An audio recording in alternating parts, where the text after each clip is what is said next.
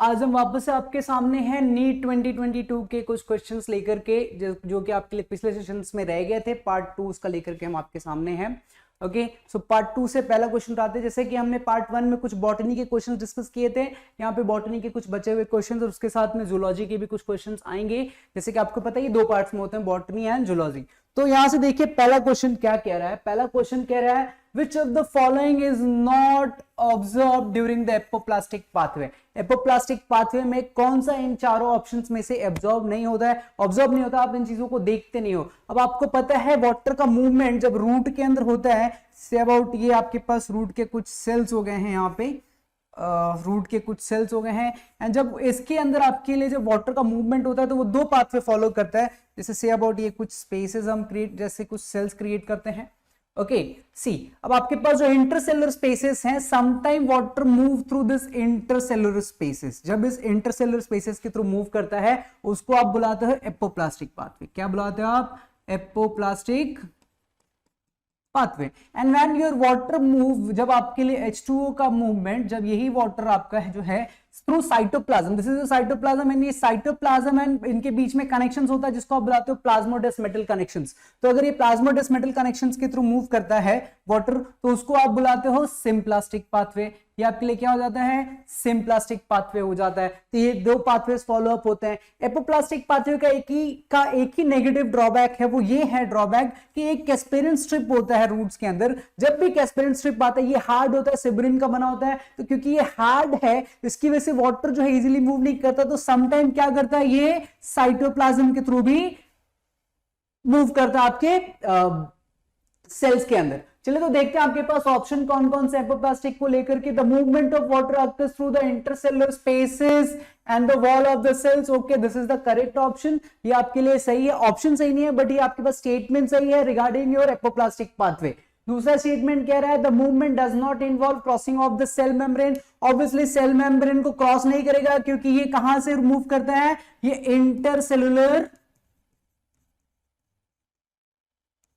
Intercellular spaces से move करता है। ये कहां से मूव कर रहा है आपके लिए? It is moving through your intercellular spaces. जो दो सेल्स के बीच में स्पेस है उसके थ्रू मूव करता है। तो साइटोप्लाज्म या फिर सेल मेम्ब्रेन का क्रॉसिंग ये भी इन्वॉल्व नहीं करेगा। दूसरा देखिए, the movement is aided by the cytoplasmic streaming.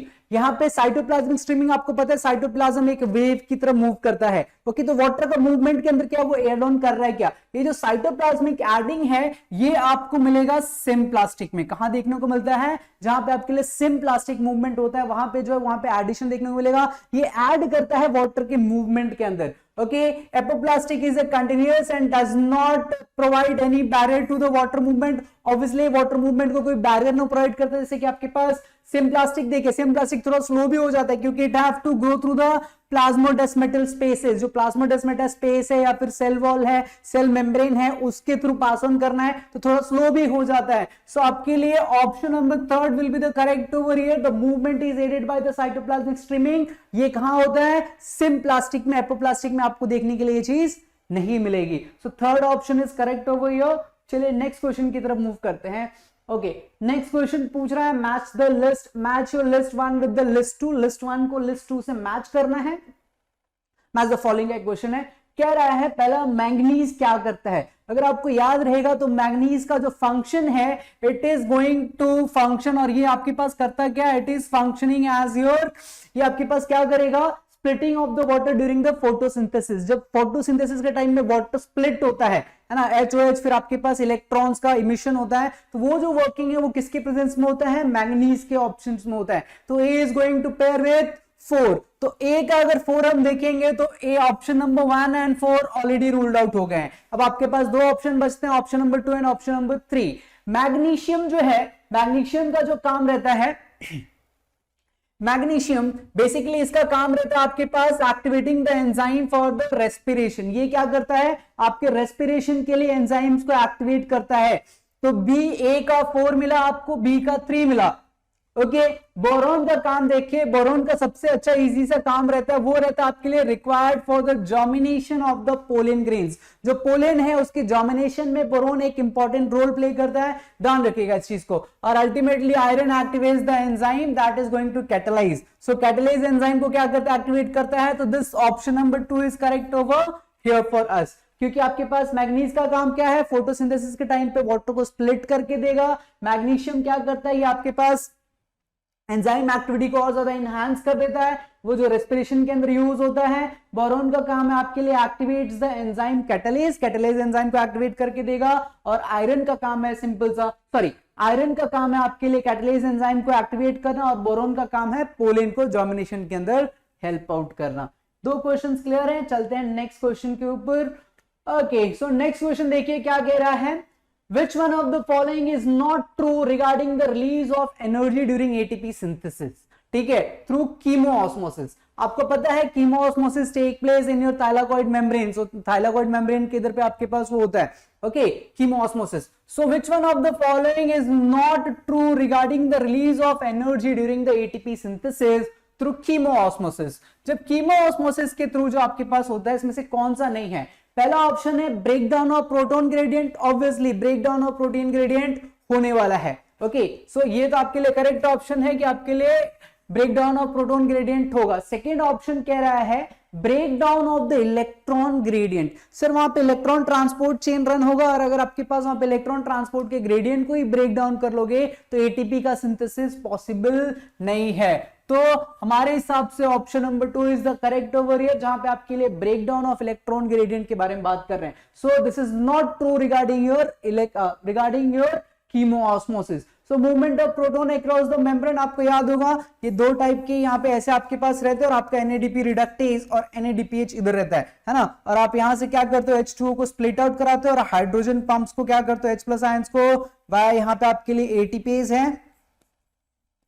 और यहां से आप ट्रांसपोर्ट करते हो H+ को, और इस चक्कर में आप यहां से क्या करते हो, आपके लिए ATP को सिंथेसाइज करा लेते हो। तो इस चक्कर में यहां पे आपके लिए NADP से ये NADPH हो जाता है, ये क्या हो जाता है हमारे लिए, NADPH हो जाता है। सो movement of proton across the membrane into the stroma, ये होने ही वाला है, थालाकॉइड से स्ट्रोमा के अंदर जाएगा। Reduction of NADP to NADPH2 on the stromal side, ये देखिए यहाँ पे ये हो ही रहा है। तो आपके लिए सेकेंड ऑप्शन जो है वहां से नॉट ट्रू है रिगार्डिंग दिस। अगले क्वेश्चन की तरफ जाते हैं, डीएनए पॉलीमॉर्फिज्म। डीएनए पॉलीमॉर्फिज्म जो है वो क्या बनाता है आपके लिए, फॉर्म्स द बेसिस ऑफ, क्या क्या करोगे आप डीएनए पॉलीमॉर्फिज्म के थ्रू। पहला genetic mapping, obviously genetic mapping के अंदर भी आपके लिए क्या करता है, डीएनए पॉलीमॉर्फिज्म एक इंपॉर्टेंट रोल प्ले करता है। सर डीएनए फिंगरप्रिंटिंग का बेसिस ही है पॉलीमॉर्फिज्म। आपका मेरा यहाँ पे जितने भी लोग हैं सबका डीएनए किसी ना किसी बेसिस के ऊपर थोड़ा चेंज होता ही है। Okay, that is why we have our unique DNA. हर एक इंडिविजुअल के पास उनकी इंडिविजुअलिटी के पीछे जो आपके पास डीएनए आता है। सो आपके पास थर्ड ऑप्शन देखिए, both genetic mapping and DNA fingerprinting. Okay, so DNA polymorphism जो है ये दोनों के ऊपर जाता है। So option number 3 is going to be correct for this question, that both genetic mapping and DNA fingerprinting is forms the basis of your DNA polymorphism. ठीक है, ट्रांसलेशन तो आएगा भी नहीं, क्योंकि ट्रांसलेशन आपको भी पता है, this is the process of your, होता क्या यहाँ पे, आप mRNA से क्या करते हो, प्रोटीन बनाते हो। You are going to make the protein over here from the mRNA, तो ट्रांसलेशन तो होगा भी नहीं। So the correct option over here will be your third one, that is both genetic mapping and DNA fingerprinting is correct over here. Next question उठाते हैं हम।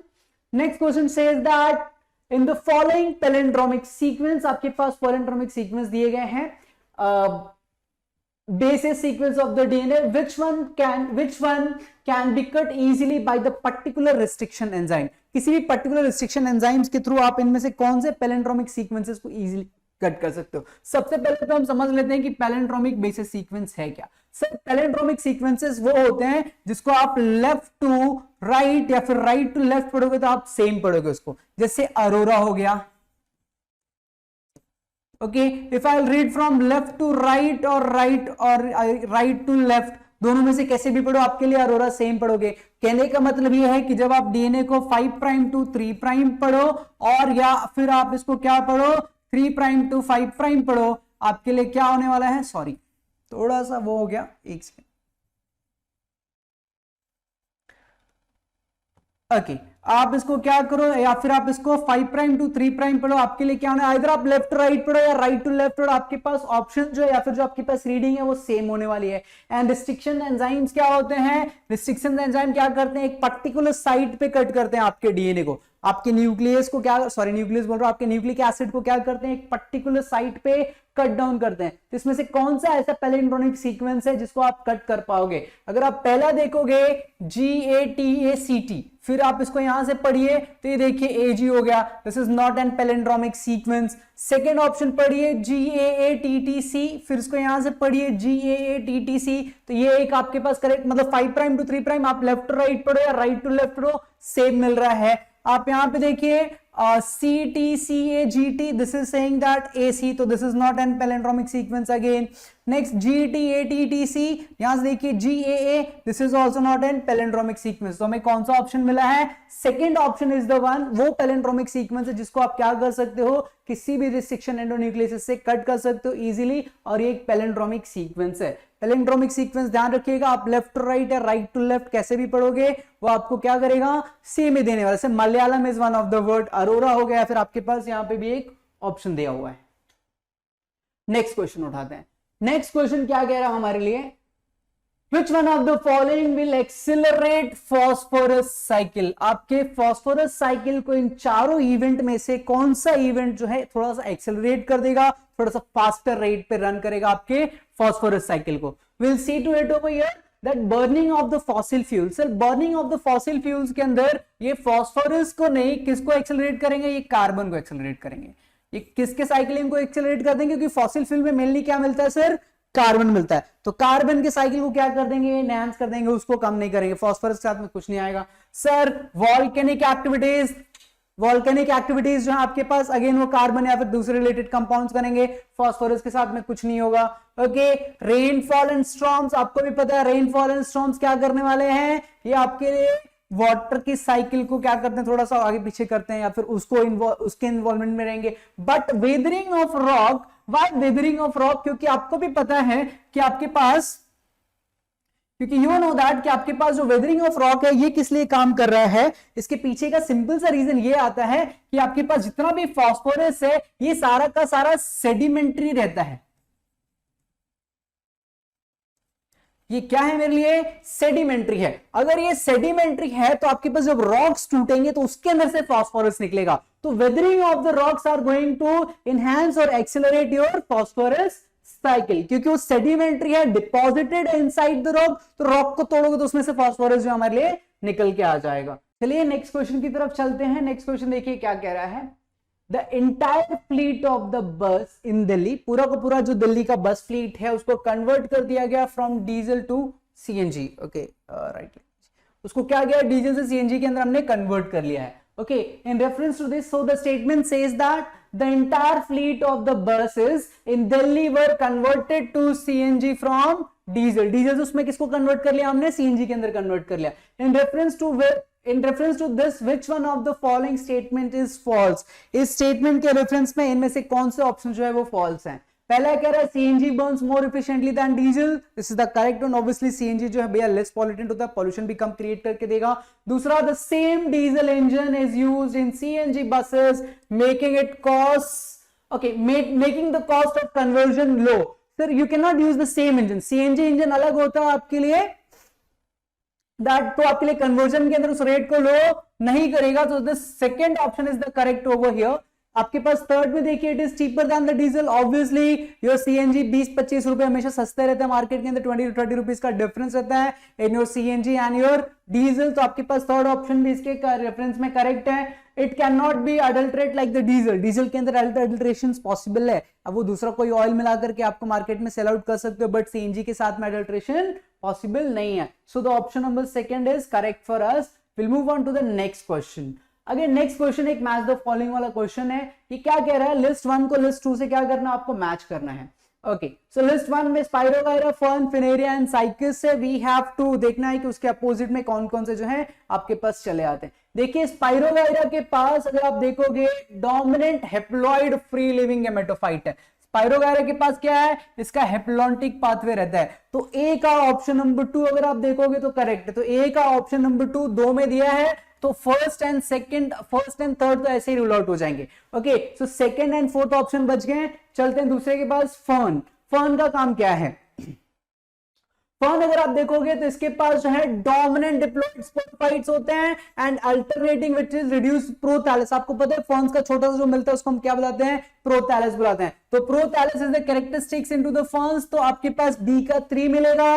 Funaria अगर देखोगे डोमिनेंट डिप्लॉइड लीफी गेमेटोफाइट, तो आपके पास फिनेरिया के पास leafy gametophyte इसका characteristics है एंड मल्टीसेलुलर स्पोरोफाइट्स थोड़े कम आपको देखने को मिलते हैं, तो वहां पे डिपेंडेंसी उसकी कम हो जाती है। तो ये हो गए 3। तो A is matching with 2, B matching with 3 and C matching with 4.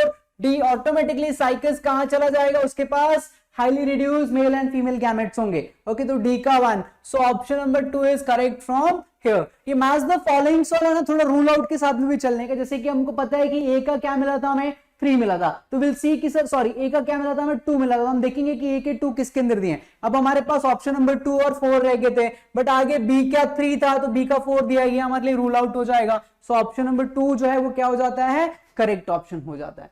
चलते हैं नेक्स्ट क्वेश्चन के पास।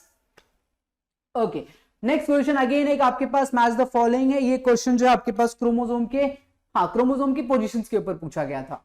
ये क्या कह रहा है कि आपके पास क्रोमोसोम की पोजीशंस आपको पता है, क्रोमोसोम्स एंड सेंट्रोमियर के पोजीशन के बेसिस पे क्रोमोसोम के टाइप्स होते हैं। ठीक है, जैसे अगर आपके पास ये एक क्रोमोसोम है, ओके, और यहां पे आपका सेंट्रोमियर जो है बिल्कुल इक्वल है, तो इसको बुलाते हो आप मेटासेंट्रिक। आप इसको क्या बुलाते हो? मेटासेंट्रिक बुलाते हो। ओके, अब अगर वही क्रोमोसोम के अंदर थोड़ा सा एक लंबा हो गया ये वाला, this is the longer and this is the shorter arm, और थोड़ा सा आपके पास मेन सेंटर से थोड़ा सा ही हो जाओगे तो इसको बुलाते हो आप एक्रोसेंट्रिक। आपके लिए क्या हो गया? ये एक्रोसेंट्रिक हो गया।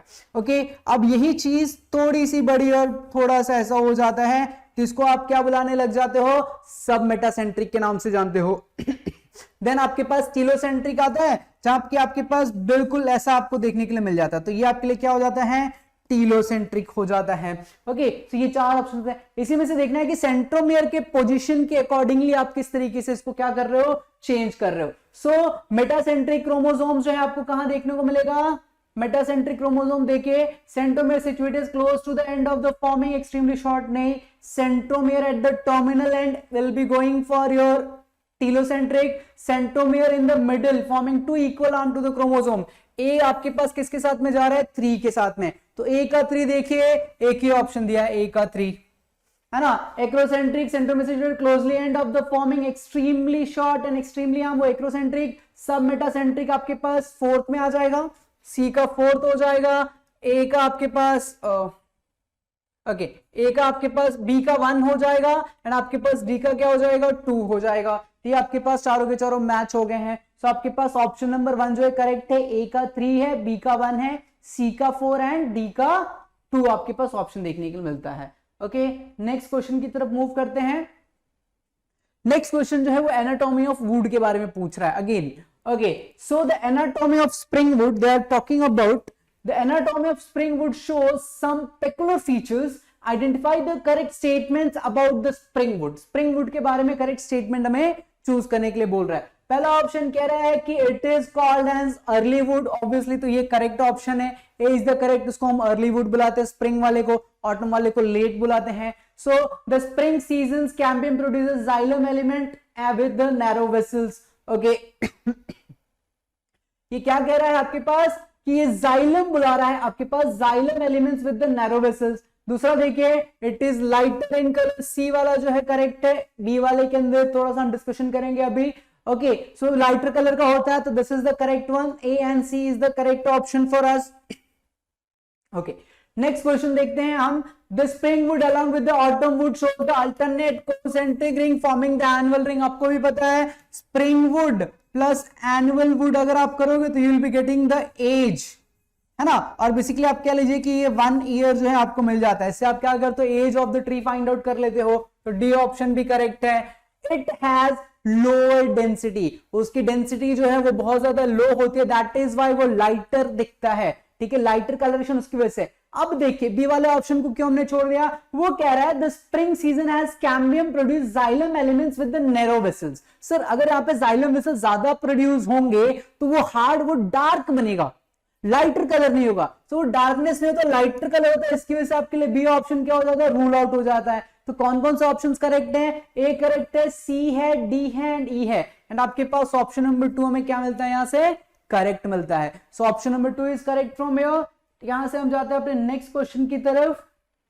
नेक्स्ट क्वेश्चन क्या कह रहा है, what is the role of large bundle sheath cells found around the vascular bundles in C4 plant. C4 plant आपको पता है क्रेन्स एनाटॉमी वाले प्लांट्स होते हैं, ओके। और इनके अंदर जो C4 प्लांट्स हैं उनके अंदर वेस्कुलर बंडल अराउंड जो आपके पास जो बंडल शीट सेल है उसके अराउंड जो वेस्कुलर बंडल्स के अराउंड वेस्कुलर बंडल के अराउंड जो बंडल शीट सेल्स मिलते हैं उनका फंक्शन क्या है, वो क्या करते हैं, okay. To provide the site for the photorespiration pathway, photorespiration pathway के लिए वो साइट प्रोवाइड करते हैं, नहीं, ये आपके पास ऑप्शन रॉन्ग है। दूसरा कह रहा है to increase the number of chloroplast, chloroplast का नंबर इंक्रीज कर रहे हैं क्या, for the operation of Calvin cycle. आपको पता है बंडल शीट सेल के अंदर C3 साइकिल रन करता है। मेसोफिल सेल से आप क्या करते हो, मैलेट के पहले आप क्या करते हो, फॉस्फेनॉल पायरुवेट के अंदर आपके पास कार्बोहाइड्रेट कार्बन डाइऑक्साइड का रिएक्शन कराते हो, वो एक C4 बनाते, that is oxalo acetic acid. फिर मैलेट को ट्रांसपोर्ट कराते हो आप बंडल शीट सेल्स के अंदर, एंड वहां से एक कार्बन रिलीज करा के आप केल्विन साइकिल में एंटर कराते हो। सो आपके पास जो सेकंड ऑप्शन है it is to increase the number of chloroplast for the operation of Calvin cycle, okay. So Calvin cycle को ऑपरेट करने के लिए क्या करते हैं, वो आप पे कंसंट्रेशन ऑफ आपके पास क्लोरोप्लास्ट बढ़ा देते हैं, सो दैट ज्यादा क्लोरोप्लास्ट होगा, ज्यादा आपके पास केल्विन साइकिल रन करेगा। To enable the plant to tolerate high temperature, ये भी रॉन्ग है। To protect the vascular tissues from the high intensity of the light, ये भी रॉन्ग है। आपके लिए ऑप्शन नंबर 2 करेक्ट है, जहां पे आप क्या करते हो, क्लोरोप्लास्ट का अमाउंट बढ़ाते हो सो दैट ज्यादा से ज्यादा केल्विन साइकिल रन हो और ज्यादा से ज्यादा बायोमास प्रोड्यूस हो। नेक्स्ट क्वेश्चन उठाते हैं। अगेन ये 2 स्टेटमेंट्स वाला क्वेश्चन है, जहां पे कि हमें चूज करना है कि कौन सा स्टेटमेंट करेक्ट है, कौन सा स्टेटमेंट रॉन्ग है, ओके। सो कह रहा है पहला statement, fatty acid and glycerol can not B absorbed into blood. Statement 1 कह रहा है, अब यहां से हम थोड़े जूलॉजी के अंदर एंटर कर चुके हैं। ये कह रहा है fatty acid and glycerols can not B absorbed into the blood. आपके ब्लड के अंदर फैटी एसिड और ग्लिसरॉल्स का एब्सॉर्प्शन नहीं होता। ऑब्वियसली आपको पता है वो कौन करता है, लिम्फ होता है, लिम्फ के थ्रू उनका ट्रांसपोर्टेशन होता है आपके पास फैटी एसिड्स एंड ग्लिसरॉल का, ओके। सो स्पेशलाइज्ड लिम्फेटिक, सी यहां पे लिखा भी है second statement, specialized lymphatic capillaries called as lentils, lentils, and they are carrying your cyclomicrons into the lymphatic vessels and ultimately into the blood। उसके बाद ये कहां थे आपके लिए, ब्लड में आते हैं, डायरेक्ट ब्लड में एंट्री नहीं है उनको। सो बोथ द स्टेटमेंट्स आपके पास statement 1 and statement 2 are correct, okay. Fatty acid directly blood के अंदर एब्सॉर्ब नहीं होगा, ट्रांसपोर्ट नहीं होता, उसके लिए लिम्फेटिक वेसल्स लगते हैं, एंड दोनों के दोनों स्टेटमेंट जो हमको क्या है, करेक्ट है। We'll move on to the next question. Next question again 2 statement दिए आपके पास। पहला स्टेटमेंट आपके पास कह रहा है द रिलीज ऑफ स्पर्म, जो स्पर्म का रिलीज है into the seminiferous tubule is called as spermiation, okay. Spermiation क्या है, आप जब स्पर्म को क्या करते हो, सेमिनिफेरस ट्यूब्यूल में रिलीज करते हो तो उसी को आप क्या बुलाते हो, स्पर्मिएशन बुलाते हो, करेक्ट है ये option. So statement 1 is correct. Not spermatogenesis, कह रहा है कि spermiogenesis is the process of formation of sperm, ठीक है, फ्रॉम स्पर्मेटोगोनिया। स्पर्म का जो फॉर्मेशन होता है स्पर्मेटिड्स के थ्रू होता है। स्पर्मेटिड्स जो हैं ये आपके लिए स्पर्म्स बनाते हैं, और इस प्रोसेस को स्पर्मियोजेनेसिस नहीं बुलाते हैं, स्पर्मेटोजेनेसिस बुलाते हैं। क्या बुलाते हैं हम, स्पर्मेटोजेनेसिस बुलाते हैं। तो स्टेटमेंट 1 तो करेक्ट है, बट स्टेटमेंट 2 क्या है, रॉन्ग है। तो यहां से statement 1 is correct, but statement 2 is the incorrect option from here. So option number 3 is correct for the given question. अगले क्वेश्चन की तरफ चलते हैं, क्या कह रहा है, ओके। अगला क्वेश्चन कह रहा है which one of the following is not the function of conducting part of your respiratory system. आपका जो रेस्पिरेटरी सिस्टम है, जब आप इनहेल करते हो उसके कंडक्टिंग पार्ट में इसमें से कौन सा उसका फंक्शन नहीं है। सबसे पहले clears the inhaled airs from the foreign particles, it does. आपके पास म्यूकस मेम्ब्रेन है जो आप, या फिर आपके पास नॉस्ट्रल्स के अंदर हेयर्स है जो कि आपके पास एयर पार्टिकल्स या फिर अदर पार्टिकल्स को क्या करते हैं, कैप्चर कर लेते हैं। So it clears inhaled air from the foreign particles. Inhaled air is humidified, obviously उसको क्या करता है, ह्यूमिडिफाइड करता है, ह्यूमिडिफिकेशन होता है। Temperature of the inhaled air is brought to the body temperature. Okay, जैसे हमारे बॉडी का टेम्परेचर 37 डिग्री सेल्सियस, तो उन दोनों को आपके पास मैच करना पड़ता है, तो ये भी होता है। Fourth, provide surface for the diffusion. नहीं, डिफ्यूजन के लिए जो आपके पास रेस्पिरेटरी सिस्टम के अंदर नहीं है, ये कहां था आपके पास, लंग्स का था, वो उसका पार्ट है, बट आपके पास डिफ्यूजन का नहीं होता, वहां पे एक्सचेंज होता है। तो diffusion is not the good term for over here, ठीक है, वहां पे एक्सचेंज होता है। So provide service for the diffusion of O2 and CO2 is the wrong one. So the correct option for us for this provided question is the fourth one. ठीक है, कि आपके पास सरफेस प्रोवाइड नहीं कर रहा है डिफ्यूजन फॉर द पूरा का पूरा रेस्पिरेटरी सिस्टम, तो ना सिर्फ लंग्स ही है जो कि आपके लिए काम कर रहा है डिफ्यूजन के लिए।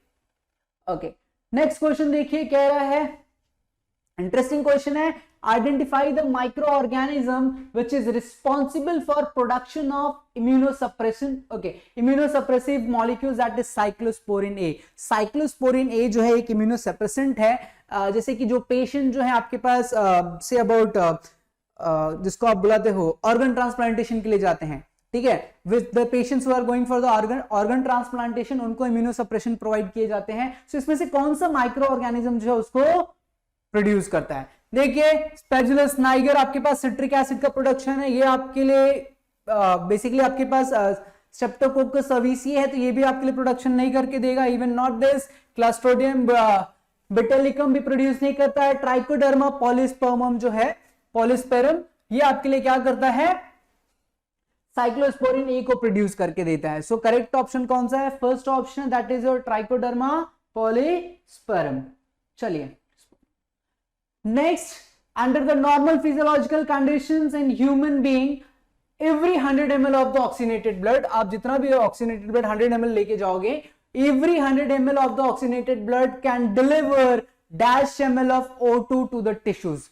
100 ml अगर आपने क्या किया, ऑक्सीजनेट किया है, तो आपके टिश्यूज तक कितना ml ऑफ जो ऑक्सीजन है वो पहुंचाएगा, ठीक है। इसका करेक्ट ऑप्शन जो है बच्चों वो 5 ml है, ठीक है। सी देखिए 4 ml डीऑक्सीजनेटेड का रहता है, बट वो कार्बन डाइऑक्साइड हो जाता है, तो CO2 का है, ठीक है। तो 4 ml जो है वो भी क्या करता है, आपके पास लंग्स के पास वो पहुंचाता है। So option number 2 is correct over here. आपके पास ये क्या करता है, 5 ml जो है प्रोड्यूस करता है।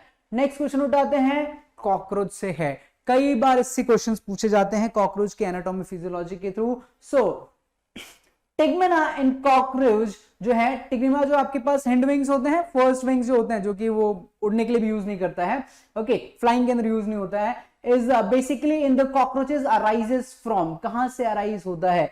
ध्यान रखिएगा, ये प्रोटोथॉर्मिक्स एंड मेटाथॉर्मिक्स नहीं करेंगे, ठीक है। सो आपके पास ऑप्शन नंबर 4 भी रूल आउट हो जाता है। प्रोटोथॉरिक्स जो आपके पास पीछे से रहता है, तो अदर बॉडी पार्ट्स करता है आपके लिए, टिग्मा के अंदर नहीं होगा, बट मीजोथोरिक्स जो होता है आपके लिए, that is the correct option, option number 2, जो आपके लिए क्या करता है, टिग्मा, जो कि हिंड विंग्स होते हैं उनको प्रोड्यूस करने में हेल्प करता है, वो वहीं से क्या होते हैं, ओरिजिनेट होते हैं। नेक्स्ट क्वेश्चन उठाते हैं, that says that in situ conservation, ये कह रहा है कि in situ conservation refers to, in situ conservation के में क्या क्या होता है, ओके। पहला ऑप्शन कह रहा है protect and conserve the whole ecosystem, आप इन सिटू के अंदर पूरा का पूरा इकोसिस्टम कंजर्व करते हो। दूसरा ऑप्शन कह रहा है conserve only highly risk species, आप किसी एक हाईली रिस्क वाले स्पीशीज को कंजर्व करने वाले हो वहां पे, या फिर कंजर्व ओनली इंडेंजर्ड स्पीशीज, सिर्फ जो इंडेंजर्ड है उनको कंजर्व कर रहे हो, या फिर कंजर्व द इंस्टिंक्ट स्पीशीज। सी, इन तीनों के अंदर आप क्या बात कर रहे हो, सिर्फ किसी एक चीज के बारे में बात करो, आइदर एक स्पीशीज जो कि इंडेंजर है, या फिर एक्सटिंक्ट होने वाला है, या फिर हाई रिस्क पे उसके बारे में बात कर रहे हो। बट जब हम इन सिटू के बारे में बात करते हैं, तो हमने डिस्कस किया कई बार इस चीज को कि हम ऑन साइट क्या करने वाले हैं, कंजर्वेशन करने वाले हैं। सर जब आप ऑन साइट कंजर्व करोगे, तो आप वहां का पूरा area, the whole area is going to be conserved over here. So the protect and conserve the whole ecosystem, option number 1 over here will be the correct for us. कि आप वहां पे क्या करते हो, पूरा का पूरा एरिया ही कंजर्व करते हो, आप किसी एक स्पीशीज या फिर किसी एक पर्टिकुलर इंडिविजुअल को प्रोटेक्ट करने की कोशिश नहीं करते, क्योंकि पूरा एरिया ही आपने क्या कर दिया, एक बाउंड्री बना दिया, तो उस एरिया के अंदर पूरा जो भी इकोसिस्टम है वो पूरा का पूरा क्या हो जाएगा, कंजर्व हो जाएगा। तो आप पूरा का पूरा इकोसिस्टम वहां पे कंजर्व करके लेके चले आते हो। नेक्स्ट क्वेश्चन क्या कह रहा है, okay, Detrivores break down deteroids into the small particles, ये क्या करते हैं, स्मॉल पार्टिकल्स के अंदर ब्रेक डाउन कर रहे हैं। दिस प्रोसेस इज कॉल्ड, इस प्रोसेस को आप क्या बुलाओगे? चार ऑप्शन है, कैटाबॉलिज्म दिया हमारे पास, फ्रेगमेंटेशन, ह्यूमिफिकेशन एंड आपके पास डिकम्पोजिशन। सर डिकम्पोजिशन आपके पास लोअर ग्रेड के ऑर्गेनिजम्स, बेसिकली ये कौन करेगा? माइक्रोब्स करेंगे। ओके, ह्यूमिफिकेशन आपके पास इंसेक्ट्स का काम है। ओके, कैटाबॉलिज्म ये मॉलिक्यूलर लेवल पे होता है, ये कहां वाला है? ये मॉलिक्यूलर लेवल पे होने वाला है। Fragmentation, fragmentation is the term जो आपके पास क्या करते हैं, सी अभी है क्या, अभी समझिए यहां पे होने क्या वाला। ह्यूमिफिकेशन से अबाउट आपके पास कोई एक लीफ है, ठीक है, इस लीफ को इंसेक्ट्स ने क्या किया, छोटे छोटे पार्ट्स में कट कर दिया, तो उसको आपने ह्यूमिडिफाइड वाला आपके पास ह्यूमस वाला जो फंडा है उसको ह्यूमस के अंदर कन्वर्ट, अब उस ह्यूमस के छोटे छोटे पार्ट्स बनाओगे, ठीक है, जब छोटे छोटे पार्ट बनाओगे तो उसको बुलाते हैं हम फ्रेगमेंटेशन। एंड वो कौन करके देता है? जो ये फ्रेगमेंटेशन है ये कौन करके देगा आपके लिए? डेट्रीवोस करके देते हैं। सो option number 2 is the correct. And उसके बाद डिकम्पोजिशन करोगे और डिकम्पोजिशन होने के बाद कहां जाते हो? कैटाबॉलिज्म के ऊपर। सो पर्टिकुलर क्वेश्चन के लिए आपके पास करेक्ट ऑप्शन कौन सा है? Option number 2, that is your fragmentation. Detritivores क्या करेंगे हमारे लिए? फ्रेगमेंटेशन करके देते हैं। चलते हैं नेक्स्ट क्वेश्चन के पास। डिहाइड्रेशन रिएक्शन, एक डिहाइड्रेशन रिएक्शन है, okay, link to the of the two glucose molecules, आप दो ग्लूकोज मॉलिक्यूल्स को क्या करने वाले हो? ऐड करने वाले हो to produce, okay, it is going to produce a maltose. If the formula of the glucose is saying that, अगर आपके पास C6H12O6 है, आपके पास जो ग्लूकोज का फॉर्मूला है वो क्या है? C6H12O6 है। So what is the formula for your maltose? तो अगर आप यहां से माल्टोज बनाओगे तो आपको क्या मिलेगा? ठीक है, तो आप कर क्या रहे हैं? यहाँ पे दो ग्लूकोज का एड ऑन करोगे, दो ग्लूकोज जब एड ऑन करोगे सर आपके पास डिहाइड्रेशन रिएक्शन है। जब डिहाइड्रेशन रिएक्शन है तो एक H2 आप क्या करोगे? यहां से निकाल दोगे। जब एक H2 निकाल दोगे तो ये क्या जाएगा? C12, ओके, यहां पे कितना बचेगा आपके पास? H22 और O12 मिलेगा, 11 मिलेगा। वो कितना निकल रहा है? एक निकल रहा है, तो यहां पे कितना हो जाएगा? 11 हो जाएगा। सो द ऑप्शन नंबर यहां पे देखिए कौन सा मिल रहा है आपको? C12H22O11, option number 3 is the correct over here. क्यों? क्योंकि आप दो मॉलिक्यूल ऑफ ग्लूकोज को क्या कर रहे हो? डिहाइड्रेट करो। अब डिहाइड्रेट करोगे तो उसमें से एक, मतलब दो को आप ज्वाइन करोगे तो एक वहां से H2O जो है वो रिमूव्ड आउट हो जाता है, ठीक है, तो जो एक H2O निकलेगा, इसने दो वाटर के, दो हाइड्रोजन और एक ऑक्सीजन निकाल लिया, तो यहां से देखिए दो यहां से हमने ले लिया और एक यहां से ले लिया, दिस इज योर 11, ओके, तो यहां से आपने एक निकाल लिया है, तो आपके पास C12H22O11 जो कि आपके पास माल्टोज का molecular formula, sorry chemical formula निकल के चला आता है। चलिए नेक्स्ट क्वेश्चन उठाते हैं। Okay, identify the asexual reproduction structure, ठीक है, associated with the Penicillium. Penicillium जो है आपको भी पता है एक फंगस के अंदर आता है, तो पेनिसिलियम का आपके पास स्ट्रक्चर पूछ रहा है कि क्या मिलेंगे। फंगस के अंदर जूस्पोस आएगा, कोनिडिया आएगा, गैम्यूल्स आएगा या बर्ड्स आएगा। बर्डिंग आपको पता है हाइड्रा में देखने को मिलता है, तो ये तो है नहीं, ओके, गैम्यूल्स भी आपके पास देखने को नहीं मिलेगा, जूस्पोस आपके पास प्लैंक्टन्स वगैरह के अंदर देखने को मिलता है। सो कोनिडिया का फॉर्मेशन होता है। कोनिडिया जो है कुछ ऐसा दिखता है, अगर आपने ध्यान से देखा रहेगा बुक्स के अंदर, तो ये इस तरीके के कोनिडिया जो हैं फॉर्म होते हैं, ओके, तो ये कोनिडिया का फॉर्मेशन आपको कहां देखने को मिलता है? पेनिसिलियम के अंदर देखने के लिए मिलता है। So option number 2, conidia formation into the penicillium. चलिए नेक्स्ट क्वेश्चन उठाते हैं यहां से। Select the incorrect statement with reference to the mitosis. Mitosis के रेफरेंस में इनकरेक्ट स्टेटमेंट पूछ रहा है कि कौन सा होगा। माइटोसिस एंड मियोसिस आपको पता है ये सेल डिवीजन है। माइटोसिस हमने पढ़ा है, ये क्या होता है? इक्वेशनल, ये इक्वेशनल सेल डिवीजन है, okay. All the chromosomes lie at the equator at the metaphase, okay, जितने भी क्रोमोसोम्स है वो इक्वेटर पे रहते हैं। मेटाफेज में हमने भी पढ़ा है कि सर मेटाफेज है तो आपके पास ये यहाँ पे ऐसे इक्वेटर के ऊपर सारे के सारे क्रोमोसोम्स जो हैं अलाइन करते हैं, है ना। तो ये पहला स्टेटमेंट जो तो है करेक्ट है, वो पूछ रहा है इनकरेक्ट स्टेटमेंट, तो first statement is correct. Second कह रहा है spindle fibre attach to the centromere of the chromosome. Actually में अगर आप क्रोमोसोम का स्ट्रक्चर देखोगे ना, यहां पे आपके पास सेंट्रोमियर होता है और इसी सेंट्रोमियर में जब आप इसको सिस्टर क्रोमैटिड के फॉर्म में देखोगे तो ये काइनेटोकोर के अंदर कन्वर्ट हो जाता है। तो जो आपके पास स्पिंडल फाइबर्स का अटैचमेंट है वो काइनेटोकोर को होता है, सेंट्रोमियर्स को नहीं होता है। किसको होता है? काइनेटोकोर्स को होता है, काइनेटोकोर्स को अटैचमेंट होता है, not to the centromere. So option number 2 जो है ये इनकरेक्ट है। Spindle fibres attach to the centromere of the chromosome, it is attach to the kinetochore. दोनों टर्म्स एक जैसे ही आपको प्रोनाउंस देखने के लिए लगते हैं, वो है तो सेंट्रोमियर ही, बट उसी के एक पार्ट को आप क्या बुला रहे हो? काइनेटोकोर बुला रहे हो। तो दोनों क्रोमैटिड्स की किसको अटैच होता है? वो काइनेटोकोर को अटैच होता है, spindle fibres. Okay, chromosome decondense at the telophase, obviously वो डीकंपोज हो जाते हैं। Splitting of centromere occurs into the anaphase, anaphase में एक दूसरे से टूट करके दूर दूर चले जाते हैं। तो ये आपके पास ऑप्शन नंबर 2 करेक्ट ऑप्शन है इसका। नेक्स्ट क्वेश्चन देखते हैं, एंडोप्लाज्मिक रेटिकुलम के ऊपर क्वेश्चन है। Which of the following statement with respect to the endoplasmic reticulum is incorrect? Endoplasmic reticulum के रिस्पेक्ट में इन चारों ऑप्शन में से कौन सा ऑप्शन करेक्ट है? RER, rough endoplasmic reticulum has ribosome attached to the ear, that is why उसको हम क्या बुलाते हैं? rough endoplasmic reticulum बुलाते हैं। आपको याद होगा, अगर ये एक सेल है, फिर यहाँ पे न्यूक्लियस है, इसके एसोसिएशन में ऐसा आपके पास ER होता है, एंडोप्लाज्मिक रेटिकुलम, और यहाँ पे आपके पास राइबोसोम अटैच होता है, दैट इज वाई आप इसको क्या बुलाते हो? RER बुलाते हो, रफ एंडोप्लाज्मिक रेटिकुलम के नाम से जानते हो। सो SER is devoid of ribosomes. Okay, इससे दूर अगर थोड़ा सा निकलोगे तो आपके पास ऐसे आपके पास SCRs होते हैं, और इनके पास राइबोसोम्स नहीं होते, तो आप इसको क्या बुलाते हो? Smooth endoplasmic reticulum devoid of ribosome. ये भी करेक्ट है। In prokaryotes only RER is present. Does prokaryotes are going to have RER? ध्यान दीजिए, प्रोकैरियोट्स के पास तो न्यूक्लियस है ही नहीं। जब न्यूक्लियस ही नहीं है तो एंडोप्लाज्मिक रेटिकुलम का एसोसिएशन देखने को ही नहीं मिलेगा।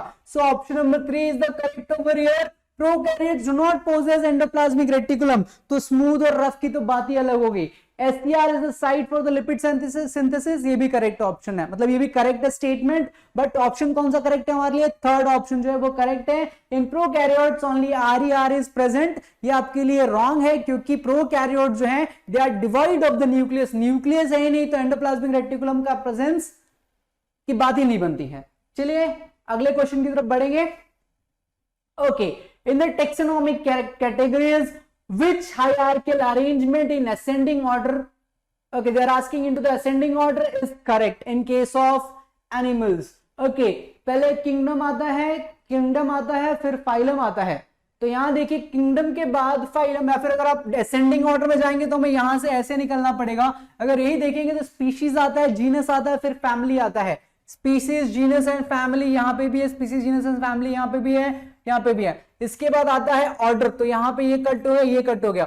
Order, class, phylum and kingdom, या फिर ऐसे जाएंगे तो kingdom, phylum, class, order, family, genus and species. So option number 1 is correct over here. Okay, so यहां से पहला वाला ऑप्शन करेक्ट है। किंगडम पहले, फाइलम, फिर क्लास, फिर ऑर्डर, फिर आपके पास फैमिली है, फिर जीनस है, उसके बाद आपके पास स्पीशीज आता है। चलिए नेक्स्ट क्वेश्चन उठाते हैं। ओके, अगला क्वेश्चन क्या कह रहा है? Which of the following animals, okay, which of the following animal digestive tract has additional chambers, crop and gizzards? इनमें से किन एनिमल्स के पास एक एक्स्ट्रा डाइजेस्टिव एलिमेंट है, ठीक है, जिसकी वजह से डाइजेशन थोड़ा इंक्रीज हो जाता है, इनका इजीली डाइजेस्ट कर पाते हैं? That is your crop and gizzard. याद रखिएगा, क्रॉप एंड गिजार्ड आपको एव्स में मिलेंगे। कहां मिलेंगे? एव्स, या फिर सिंपली कहें तो बर्ड्स के अंदर। कहां मिलेंगे आपको ज्यादातर देखने के लिए? बर्ड्स में देखने के लिए ज्यादा मिलते हैं। तो सर अगर आप यहां से देखोगे, तीनों के अंदर कार्वस क्रो है, कोलंबस एंड कैमेलन, ये रेप्टाइल्स के अंदर चले आते हैं, तो ऑप्शन 1 इज गॉन। बूफे, पेनप्रेटा एंड बैंगरस, ये इंसेक्ट्स के अंदर आते हैं, ये भी गया। कैट लाइक फिश है, तो ये भी गई।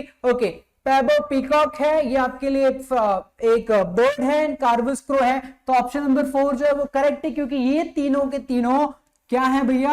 ये तीनों हमारे लिए बर्ड्स हैं। Okay, and they are going to possess your crop and gizzards. Bird के पास क्या होने वाला है? क्रॉप एंड गिजार्ड होने वाला है, जो कि आपके पास डाइजेशन को थोड़ा सा इनका इनहैंस कर देता है, इजीली डाइजेस्ट कर सकते हैं ये चीजों को। चलिए नेक्स्ट स्टेटमेंट तो आते हैं। नेक्स्ट क्वेश्चन अगेन आपके पास वापस से 2 स्टेटमेंट पूछा था उन्होंने। पहला स्टेटमेंट कह रहा है mycoplasma can pass through less than 1 micron filter. Okay, mycoplasma का जो साइज होता है ना,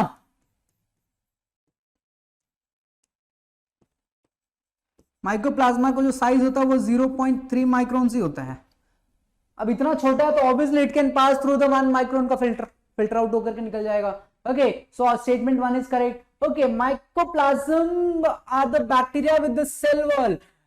Statement number 1 is correct, but statement number 2 is incorrect क्योंकि mycoplasma is devoid of cell wall. They do not possess cell wall. उनके पास क्या नहीं होता है? cell wall नहीं होता है. cell wall लेस होता है, उनके पास cell wall है नहीं. तो statement number 2 जो है वो wrong है. अब इसमें से देखिए आपके पास statement 1 is correct, but statement 2 is incorrect. So option number 3 is correct for us. Now we'll move on to the next question from here. Okay, next question देखिए क्या कह रहा है. Which one of the following is not a connective tissue? इन चारों में से connective tissue कौन सा नहीं है? सर ब्लड तो है, आपको पता है blood is one of the connective tissues. Adipose tissues भी है, आपके पास पता है ये लूजली कनेक्टिव टिश्यूज होते हैं, ये लूजली होते हैं, ये तो लिक्विड फॉर्म में है आपके पास. ओके, कार्टिलेजियस थोड़ा सा ऑस्टिफिकेशन होता है उसके अंदर, थोड़ा सा आपको पता है कि आपके नीज वगैरह के अंदर ये जो बेंडिंग वगैरह इजीली होता है due to because of the cartilaginous, तो ये भी एक कनेक्टिव टिश्यू है. बट न्यूरोग्लियल क्या करते हैं? ये नर्व सेल्स को सपोर्ट करते हैं या फिर they are going to support the nerve cells. Neuroglials are not the connective tissues. Abundance में है आपके पास nerve cells के आसपास में, but उसको support करते हैं. So option number 4 is correct for us, that neuroglial cells are not the connective tissue. आपको पता है जो आपके पास ब्रेन कैंसर या फिर आपके पास जो आप कैंसर्स की बात करो तो brain cancer, neuroglial are the major one जो कि ब्रेन कैंसर कॉज करके देते हैं आपके लिए, क्योंकि डिवाइड करते हैं, बाकी नर्वस सेल्स जल्दी डिवाइड नहीं करते हैं, और जो सेल डिवाइड करेगा कैंसर होने के चांसेस उसके पास ज्यादा है.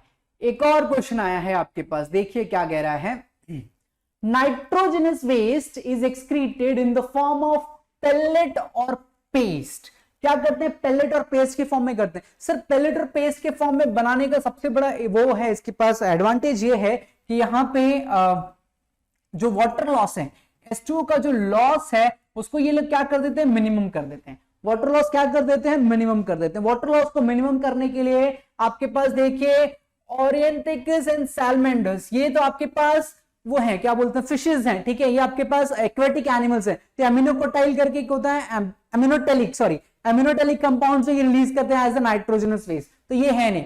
हिप्पोकैम्पस जो है आपके पास ये आपके लिए मैमेलियन के अंदर चला आता है, तो ये भी आपके लिए प्रोड्यूस नहीं करता. हम तो यहाँ पे डायरेक्टली ये क्या करता है? यूरिया प्रोड्यूस करता है. ओके, यूरिक फॉर्म के अंदर. आपके पास पैवो जो है ये एक बर्ड है, और बर्ड में भी ये कौन सा है? पीकॉक है. ये कौन है? पीकॉक. तो आपके पास पैवो जो है वो क्या करते हैं? पेलेट या फिर पेस्ट फॉर्म में आपने देखा होगा बर्ड्स के पास ये कैरेक्टरिस्टिक्स है, ठीक है, जो यूरिक एसिड को पेलेट या फिर पेस्ट के फॉर्म में क्या करते हैं? रिलीज करते हैं, जिसकी वजह से आपके पास वाटर का लॉस कम से कम हो. मिनिमम वाटर लॉस करने के लिए ऐसा करते हैं. चलते हैं यहां से नेक्स्ट क्वेश्चन की तरफ. नेक्स्ट क्वेश्चन क्या कह रहा है? रीजनिंग एंड असर्शन का एक क्वेश्चन है. आपको पता है असर्शन और रीजनिंग के बीच में रिलेशन होना चाहिए. देखिए क्या कह रहा है. Given are the two statements, one is labeled as the A, that is your assertion, and R is the reason. They are saying that assertion A, all vertebrates are quadrates. जितने भी vertebrates वो क्या है? Quadrates है, but all quadrates are not vertebrates. Obviously आपको भी पता है quadrates क्या होते हैं? बाद में आपके पास 3 के अंदर डिवाइड हो जाते हैं, उसमें से एक जो आपके लिए vertebrates है. तो सारे quadrates तो vertebrates हैं, but सारे vertebrates quadrates हैं क्या? Sorry, सारे vertebrates quadrates हैं, but सारे quadrates vertebrates हैं क्या? नहीं है. Okay, so all vertebrates are quadrates. जितने भी वर्टिब्रेट्स वो क्या हो जाएंगे आपके लिए? क्वाड्रेट्स हो जाएंगे. Okay, notochord is replaced by the vertebral column into the adult vertebrates. Even humans के अंदर भी ऐसा ही होता है. तो दोनों के दोनों स्टेटमेंट्स करेक्ट हैं. So both A and R are correct, and R is the correct explanation for the A. Okay, so option number 1 is correct for the given question. यहां से अगले क्वेश्चन की तरफ मूव करेंगे हम. अगला क्वेश्चन ओके, क्या कह रहा है? अगेन मैच है. कह रहा है विच of the following is correct match for the disease and it's symptoms. एक डिजीज लिखा और आपके पास सिम्टम्स है, उन डिजीज और सिम्टम्स से कौन कौन से करेक्ट मैच करते हैं. सर आर्थराइटिस, बुढ़े लोगों को देखा है घुटनों के अंदर जो दर्द होता है या फिर जोड़ों के अंदर जो दर्द होता है, आर्थराइटिस. ओके, आर्थराइटिस जो है आपको पता है एक ऑटोइम्यून डिजीज है, बट उसका सिम्टम क्या है? इन्फ्लेम्ड जॉइंट्स, बहुत ज्यादा पेन होता है जॉइंट्स के अंदर, तो ये करेक्ट ऑप्शन है. दूसरा देखते हैं टेनिनी के अंदर high calcium level causing rapid spams. नहीं, यहाँ पे लो कैल्शियम लेवल होता है. यहाँ पे कैल्शियम Ca2+ का जो अमाउंट है वो क्या होता है? लो होता है. तो आपके पास ऑप्शन नंबर 2 तो करेक्टली मैच है नहीं. Okay, myasthenia gravis is a genetic disorder. Myasthenia gravis एक जेनेटिक डिसऑर्डर नहीं है, ये जो मिस्थेनिया ग्रेविस है ये एक ऑटो इम्यून डिजीज है। ये क्या होता है, एक ऑटो इम्यून डिजीज है and weakening and paralysis of skeletal muscle. ये अच्छा, फोर्थ ऑप्शन देखिए क्या कह रहा है, muscular dystrophy is an autoimmune disease. नहीं, ये आपके लिए क्या है, जेनेटिक है, ये जेनेटिक डिसऑर्डर्स के अंदर आता है। Okay, this comes under the genetic disorders. तो ये भी करेक्टली मैच नहीं है, this one is not correctly match, even fourth one is not correctly match. So A जो है आपके पास, arthritis is going to have the inflamed joints and this is the correct option for our question। चलिए next question की तरफ move करते हैं। Okay, एक और क्वेश्चन है आपके पास रीजनिंग एंड असर्शन का, कह रहा है osteoporosis is the characteristics is the characterized by decreased bone mass and increased chances of fracture। Okay, osteoporosis में होता क्या है ना, आपके पास कैल्शियम का डिपोजिशन कम हो जाता है तो बोन्स वीक हो जाते हैं, your bones are getting weaker over here. इसके अंदर होता क्या है, कुछ नहीं, आपके जो बोन्स हैं वो वीक हो जाते हैं, वो बोन्स आपके क्या हो गए, वीक हो गए, तो bones are weaker. So common cause of osteoporosis is increase level of oestrogen. Sir ये एस्ट्रोजन की वजह से नहीं होता, वो एस्ट्रोजन की वजह से होता है, OESTROGEN की वजह से होता है। So statement 2 is the wrong over here. So A is correct but R is not correct. Okay, oestrogen नहीं, वो ओस्ट्रोजन की तरफ वजह से होता है। तो आपके पास ए जो है आपके पास करेक्ट है, ऑप्शन नंबर आपके पास, एंड आपके पास जो रीजन है वो उसका गलत दिया हुआ है। चलते हैं अगले क्वेश्चन की तरफ यहां से। ओके, देखिए नेक्स्ट क्वेश्चन क्या कह रहा है, आपके पास 5 स्टेटमेंट दिया, विच of the following statement is true in spermatogenesis but do not hold true for the oogenesis। ये कह रहा है कि आपके पास स्पर्मेटोजेनेसिस के लिए करेक्ट है बट oogenesis के लिए करेक्ट नहीं है। Okay, so it is result in the formation of haploid gametes. ये दोनों के लिए करेक्ट है ना, ये क्या करेंगे आपके लिए, दोनों के लिए करेक्ट आने वाले हैं। Which of the following statement are true for the spermatogenesis but do not hold true for the oogenesis। Sir आपके पास दोनों के दोनों हैप्लॉइड होने वाले हैं। ओके, तो ये करेक्ट है। Differentiation of gamete occurs after the completion of, okay ये एक वहां पे आ गया है, after the completion of meiosis है यहां पे। Okay, differentiation of gametes occur after the completion of meiosis. Sir जो आपके पास मेयोसिस के अंदर है वो आपके लिए oogenesis में नहीं होता है। oogenesis में आपका मेयोसिस कब कंप्लीट होता है, when your sperm fuses with your ओवा। ओवा और स्पर्म का जब फ्यूजन होता है तब वो मेयोसिस कंप्लीट करता है। तो ये बी वाला जो है आपके पास क्या है भैया, बी वाला स्पर्मेटोजेनेसिस के लिए करेक्ट है बट आपके लिए oogenesis के लिए इनकरेक्ट है, क्योंकि मेयोसिस oogenesis में कब कंप्लीट होता है, जब वो स्पर्म के साथ में फर्टिलाइज करेगा, फर्टिलाइज नहीं करेगा तो वो सेल साइकिल को कंप्लीट ही नहीं करता है। ओके, आपको पता है मेयोसिस 2 के मेटाफेज के 2 के अंदर क्या करता है, सेल जो है अरेस्ट होकर के रह जाता है। ओके, सो बी हमें यहां से करेक्ट मिला है। अब यहां से ढूंढेंगे, देखिए ऑप्शन नंबर 1 में तो बी है ही नहीं, तो ऑप्शन नंबर 1 हम ऐसे नेग्लेक्ट कर देंगे। देखिए meiosis occurs continuously in mitotically dividing stem cells population। Continuous नहीं होता, बीच में क्या होता है, होल्ड हो जाता है। तो सी वाला भी आपके पास होल्ड नहीं करता है, तो बी और सी हो गया। देखते हैं डी के पास, it is controlled by luteinizing hormone and follicle stimulating hormone secreted by the anterior pituitary।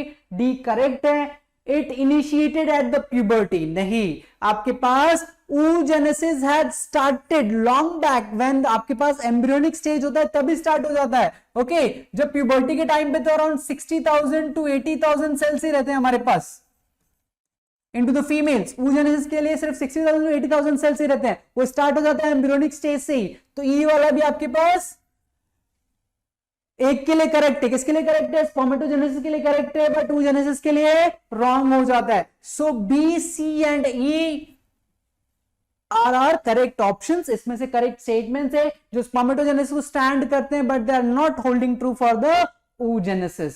Next question की तरफ बढ़ते हैं यहां से। Okay, which one of the following is present between the adjacent bones of the vertebral column। Okay, vertebral column के adjacent bones में कौन सा इसमें से प्रेजेंट होता है, intercalated disc, cartilage, alveolar tissues and smooth muscles. Sir muscles अगर रहेंगे तो ये मूवमेंट कैसे होगा, फिर आपके पास वर्टिब्रल कॉलम पूछ रहा है ना। हाँ, वर्टिब्रल कॉलम के अंदर मूवमेंट अगर मसल्स होगा तो मूवमेंट प्रॉपरली कराएगा नहीं। एलियोलर टिश्यूज आपके लिए कनेक्टिव टिश्यूज के अंदर आते हैं, आपके मसल्स वगैरह में प्रेजेंट रहेंगे, बेसिकली ये आपके अंडर द स्किन रहता है, एंड इंटरकलेक्टेड डिस्क जो है आपके लिए मसल्स में रहते हैं। ये कहां मिलेगा आपको? मसल्स में मिलेगा। तो कार्टिलेजेस है जिसकी वजह से आप इजीली मूव कर सकते हो अपने वर्टिब्रल कॉलम के थ्रू, ऊपर नीचे दाएं बाएं आप जैसे भी मूव करते हो किसकी वजह से करते हो? कार्टिलेजेस की वजह से करते हो। So cartilage is the correct option over here. Next question उठाते हैं, अगेन आपके पास मियोसिस का एक क्वेश्चन है। Regarding meiosis which of the statement is incorrect? Meiosis के रिगार्डिंग कौन सा ऑप्शन जो है इनकरेक्ट है? मियोसिस क्या होता है? इक्वेशनल या फिर रिडक्शनल डिवीजन? सर मियोसिस हमने कई बार पढ़ा है, ये क्या है? रिडक्शनल डिवीजन है, रिडक्शनल है। And at the end of the meiosis आपको कितने सेल मिलेंगे? 4 डॉटर सेल्स, 4 डॉटर सेल्स आपको मिलते हैं। Okay, there are 2 stages of meiosis, obviously meiosis 1 and meiosis 2। So correct पूछा है कि इनकरेक्ट? ये इनकरेक्ट पूछा है, तो दिस स्टेटमेंट इज करेक्ट। आपके पास मियोसिस में 1 और 2, मियोसिस 1 एंड मियोसिस 2, 2 आपके पास स्टेजेस होते हैं। DNA replication occur in S phase of the meiosis 2। Synthesis phase होता है, मियोसिस 2 होल्ड होता है, बट वहां पे सिंथेसिस फेज के अंदर डीएनए का रेप्लिकेशन होगा क्या?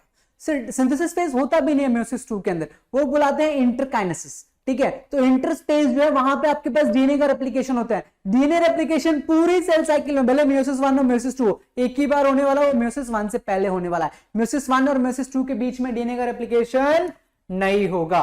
तो मेरे हिसाब से ऑप्शन नंबर 2 जो आपके लिए करेक्ट ऑप्शन होना चाहिए। बाकी 2 ऑप्शंस देख लेते हैं। Pairing of homologous chromosomes and recombination obviously occurs into the meiosis 1। Meiosis 1 के कहां होता है? मियोसिस 1 के प्रोफेज 1 में, मियोसिस 1 के प्रोफेज 1 में। अब यहां भी जाओगे तो कहां देखने को मिला आपको? पैकेटीन के अंदर देखने के लिए मिलता है। ओके, सो ये भी सही है। 4 हैप्लॉइड सेल्स अभी भी पड़ा है। At the end of the meiosis 2 कितना मिलेंगे आपको? 4 डॉटर सेल्स मिलेंगी। ठीक है, भले ही वो रिड्यूस्ड रहेंगी, वो एक अलग फैक्टर है। चलिए अगला क्वेश्चन देखते हैं।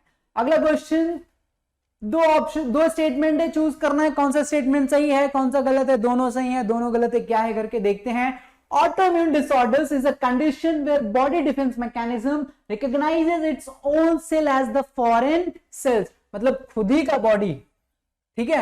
अब ये कुछ ऐसा कह लीजिए कि सेल्फ गोल करके आ गया भाई, ठीक है। So autoimmune disorder is a condition where body defence mechanism recognises its own cell as the foreign body. मतलब मेरी बॉडी मुझे ही खाने लग गई, ऐसा वाला, खुद ही का गोल करके आ गया, सेल्फ गोल करके आ गया मैं। ओके, तो ये स्टेटमेंट आपके पास करेक्ट है। That is what your autoimmune diseases और ऑटोइम्यून डिसऑर्डर्स, ठीक है। Rheumatoid arthritis is a condition where body does not attack self self. अरे रूमेटाइटिस आर्थराइटिस तो एक अच्छा खासा एग्जांपल है उसका, और ये कह रहे हैं कि it is not attack the self self. तो आपके लिए स्टेटमेंट 2 क्या हो गया? रॉन्ग हो गया। so statement 1 is the correct but statement 2 is the incorrect option. Okay, चलिए, क्योंकि रूमेटाइटिस आर्थराइटिस के अंदर आप ही के सेल्स, सेवोनियल सेल्स जो है आपके लिए क्या करते हैं? खुद ही को अटैक कर देते हैं। ओके, सेवोनियल सेल्स के ऊपर अटैक होता है बेसिकली रूमेटाइटिस आर्थराइटिस के अंदर। ओके, नेक्स्ट क्वेश्चन आ रहा है आपके पास, देखिए क्या कह रहा है ये। Natural selection, natural selection where more individuals acquire specific characters.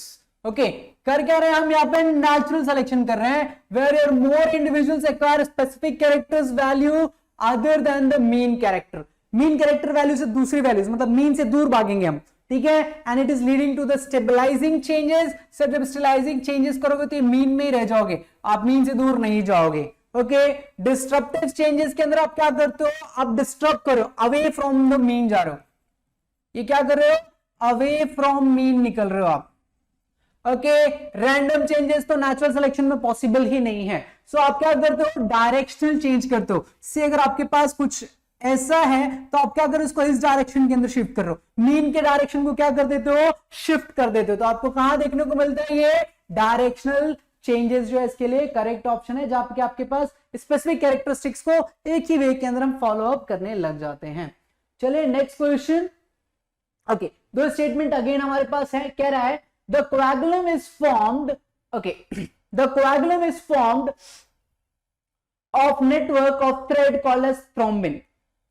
कोएगुलम जो है वो बोल रहा है कि थ्रोम्बिन से बना हुआ है, ठीक है। And spleen is the graveyard for the erythrocytes. आपको भी पता है स्प्लीन के अंदर आपके आरबीसीज जो होते हैं इनका डेथ लिखा रहता है। डेथ लिखा रहता है मतलब उसके अंदर जाकर के मर जाते हैं, ठीक है, आरबीसीज। तो स्टेटमेंट 2 करेक्ट है। ग्रेवयार्ड है भैया आपके रेथ्रोसाइट्स का, बट कोएगुलम नहीं। बेसिकली ये जो थ्रेड लाइक थ्रोम्बिन बनाता है ये क्लॉट होता है। क्लॉट एंड कोएगुलम के बीच में डिफरेंस है। कोएगुलम समझिए जेली जैसा कुछ है, ठीक है, एंड क्लॉट थोड़ा सा हार्ड हो गया, तो वो थ्रेड लाइक स्ट्रक्चर्स की वजह से क्लॉट बनता है, कोएगुलम नहीं बनता है। So statement 1 is wrong, statement 2 is correct. So statement 1 is incorrect and statement 2 is correct. Option number 4 is correct for our particular question. यहां से अगले क्वेश्चन की तरफ जाएंगे हम।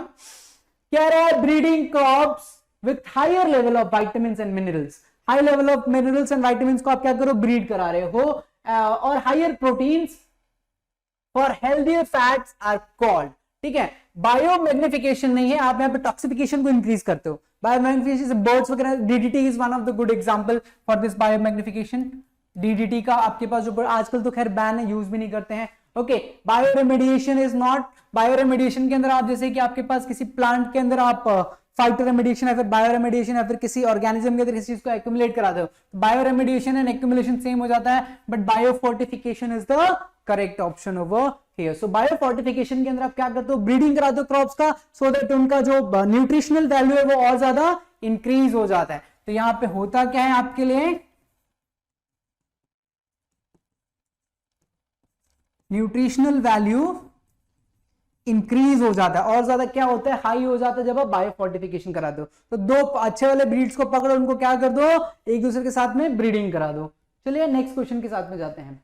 ओके, क्वेश्चन आया है जीन थेरेपी से। कई बार आपको बोला है इसके बारे में क्वेश्चन पूछते हैं। So in gene therapy ADA, adenine deaminase deficiency, the patient require periodic infusion of genetically engineering lymphoid lymphocytes, because आपको देखिए एडीए के अंदर बार बार आपको इंजेक्शंस लेने पड़ जाते हैं। उसके पीछे का रीजंस क्या है वो ये पूछ रहे हैं। रेट्रोवायरल, अरे भैया रेट्रोवायरल वेक्टर तो आएगा नहीं। Retroviral vector is introduced into the these lymphocytes, wrong option है।